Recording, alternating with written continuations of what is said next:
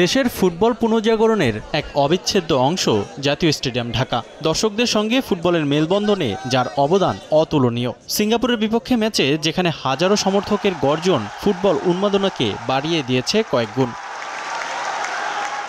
এ বছর Asian cup বাছাইয়ের আরও দুটি হোম ম্যাচ আছে বাংলাদেশের। অক্টোবরে হংকংয়ের বিপক্ষে ম্যাচ, এক মাস পর ভারতের বিপক্ষে বিগ ক্ল্যাশ। তবে এখন পর্যন্ত বাংলাদেশ হংকং ম্যাচের ভেন্যু নির্ধারণ করেনি বাফুফে। ভারতের বিপক্ষে ম্যাচ সিলেটে আয়োজনের কথা শোনা গেলেও সেখান থেকে সরে এসে জাতীয় স্টেডিয়ামে হতে পারে গুরুত্বপূর্ণ ম্যাচটি। তাই হংকং ম্যাচ চলে যেতে পারে ঢাকার বাইরে। এ নিয়ে হয়েছে আলোচনাও। বাফুফের তালিকায় আছে জাতীয় স্টেডিয়ামেও। তবে এর আগে পরিবর্তন হবে ঐতিহ্যবাহী স্টেডিয়ামের ঘাস।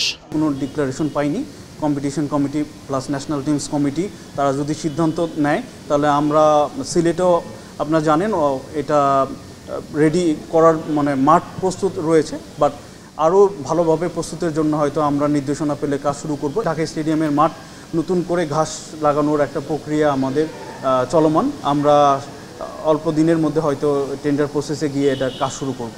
এদিকে দেশের ফুটবলের বিপদের বন্ধু কমলাপুর স্টেডিয়াম। মাঠ সংকটের কারণে মেয়েদের লিগ সহ অনেক বয়সভিত্তিক টুর্নামেন্টের একমাত্র ভেন্যু এটি। ফিফার অর্থায়নে নতুন করে টার্ফ প্রতিস্থাপনের কাজ চলছে, যা শুরু হয় গত বছরের ডিসেম্বরে। তবে নির্ধারিত সময়ে শেষ হচ্ছে না কমলাপুর স্টেডিয়াম সংস্কার কাজ। এর জন্য ফিফার পর্যবেক্ষণ দলকে দুষছে বাফুফে। টাইমলাইন অনুযায়ী কিন্তু মাঠটা এখনো শেষ হয়নি, বিকজ হলো এটা ফার্স্ট যখন ফিফার বিশেষ এসেছিলেন তাদের ধারণা ছিল সাব বেসটা ভালো আছেন, বাট পরবর্তীতে যখন তারা সাব বেসটা উঠিয়েছে তখন দেখেছে এখানে আরও কাজ দরকার। আগস্টের শেষে সম্পূর্ণ কাজ শেষ হবে, যেটা আগে ছিল জুলাই মাসে কাজ শেষ হবে।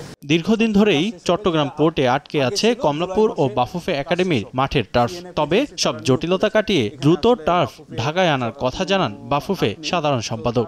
10-15 দিনের মধ্যে হয়তো তারা ঢাকায় চলে আসবে টার্ফটা। ফিফার প্রায় 10 কোটি টাকা অর্থ বরাদ্দের এই প্রকল্পে নতুন করে পানি নিষ্কাশনের ব্যবস্থা যুক্ত করা হয়েছে। রিফাতুল ইসলাম মিরন, সময় সংবাদ, ঢাকা।